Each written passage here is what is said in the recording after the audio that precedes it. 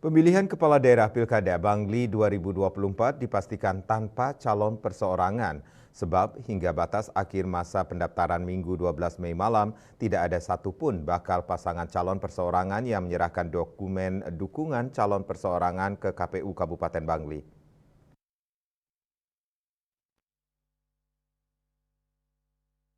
Ketua KPU Kabupaten Bangli IKD Adiawan Senin 13 Mei mengatakan tahapan penyerahan dokumen syarat dukungan pasangan calon perseorangan kepada KPU Provinsi dan KPU Kabupaten Kota dibuka sejak 8 Mei hingga 12 Mei 2024.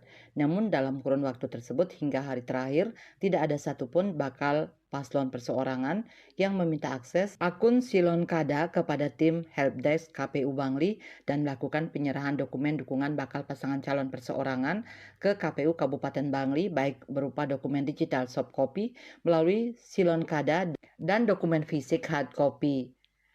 Hingga pukul 23.59 WITA tidak ada bakal calon perseorangan yang menyerahkan dokumen dukungan ke KPU Bangli. Hal ini sudah dituangkan dalam berita acara tentang rekapitulasi penyerahan dukungan minimal bakal pasangan calon perseorangan dalam pemilihan Bupati dan Wakil Bupati Bangli. Sesuai persyaratan, pasangan bakal calon perseorangan yang ingin maju lewat jalur independen diharuskan mengumpulkan dukungan minimal sebanyak 19.590 dukungan. Dukungan juga harus tersebar minimal di 3 kecamatan. Dengan nihilnya bakal calon perseorangan yang menyerahkan dokumen dukungan calon perseorangan ke KPU Kabupaten Bangli, maka pendaftaran calon Bupati dan Wakil Bupati Bangli kini hanya menyisakan jalur partai politik. Berdasarkan hasil penetapan kursi dan calon DPRD Bangli terpilih, Pilkada Bangli berpotensi diikuti 2 pasangan calon dari jalur partai politik. Dayus Fasrina, Bali Pos melaporkan.